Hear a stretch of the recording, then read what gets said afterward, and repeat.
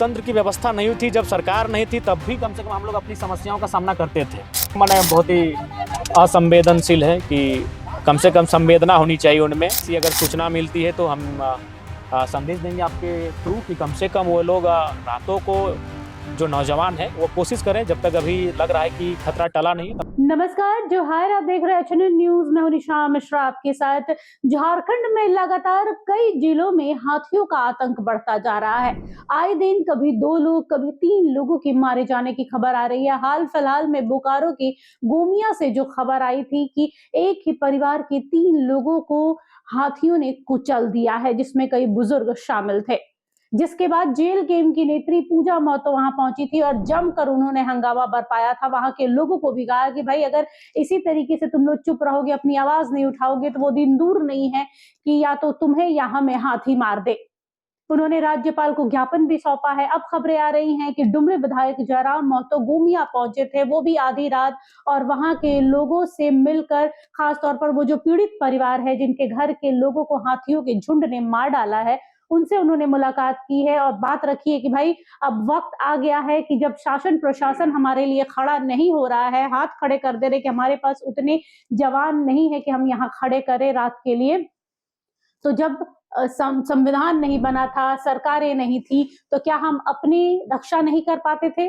करते थे ना, रात जग्गा करते थे। तो ऐसे ही आज के जवानों को रात भर देखना पड़ेगा, कुछ यंग जो लड़के हैं, कि रात को क्या हाथी फिर से झुंड में आ तो नहीं रहे हैं। इसके अलावा जयराम ने क्या कहा, ये एक बार एक नजर डाल लेते हैं। प्रकोप का ये हमेशा कोप भाजन बनते रहे हैं। इसको लेकर विभाग के साथ साथ जो गांव वाले हैं उनको भी एक्टिव रहने की आवश्यकता है।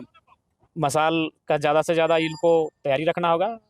ऐसी अगर सूचना मिलती है तो हम संदेश देंगे आपके थ्रू कि कम से कम वो लोग रातों को जो नौजवान है वो कोशिश करें, जब तक अभी लग रहा है कि खतरा टला नहीं है तब तक जागें। जैसे हम लोग एक समय में गांव के बाहर पहरेदारी करते थे, हमें लगता है इस खतरे को टालने के लिए कम से कम नौजवानों को थोड़ा सा एक्टिव रहना हो। क्योंकि देखिए, हम विभाग से बात किए, विभाग के पास मैन पावर की वो कमी बता रहे हैं। और देखिए, जब लोकतंत्र की व्यवस्था नहीं थी, जब सरकार नहीं थी, तब भी कम से कम हम लोग अपनी समस्याओं का सामना करते थे।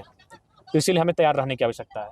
बाकी विभाग से हम लोग लगातार संपर्क में, विभाग पर हम लोग दबाव बनाएंगे और बिल्कुल सरकार से भी इस बार विधानसभा के अंदर इस बार जोरदार बहस होगी। हम यहाँ के लोगों से बात कर रहे थे, तो यहाँ के अभी तक कोई भी जनप्रतिनिधि इसका सूद लेने तक नहीं पहुंचे हैं। देखिए, ये तो मैंने बहुत ही असंवेदनशील है कि कम से कम संवेदना होनी चाहिए उनमें, और कम से कम लोगों की सूद आकर लेनी चाहिए उनको।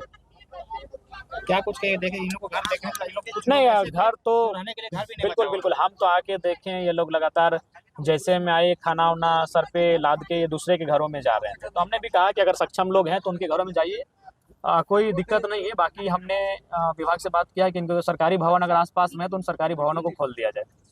दीदी,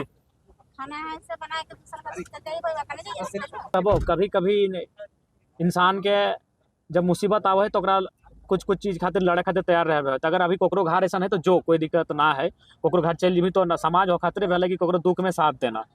अभी जब तक खतरा ना टल हो, तो अगर कोकरो घर ऐसा हो जो सामान्य घर हो तो दूसरा घर में जाके देखना। तो देखा आप लोगों ने, ये है डुमरी विधायक जयराम महतो। जैसे इन्हें पता चला कि भाई वहां पर जो परिस्थिति है बद से बदतर हो रही है, यहाँ पर स्वास्थ्य मंत्री सिर्फ मुआवजे का ऐलान कर रहे हैं, कोई रोकथाम के लिए कुछ नहीं किया जा रहा है। सिर्फ जाके परिवारों से मिलना और रील बनाकर सोशल मीडिया पर डालने से नहीं हो जाता है।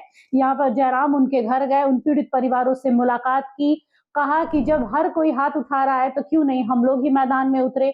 इसके अलावा बता दें कि जब जब इस तरीके का कोई मामला सामने आता है, खास तौर पर जब आम जनता पिस रही हो, तो जयराम निखर कर सामने आते हैं, क्योंकि वो भी उसी मिट्टी, उसी गरीबी से निकल कर आए हैं।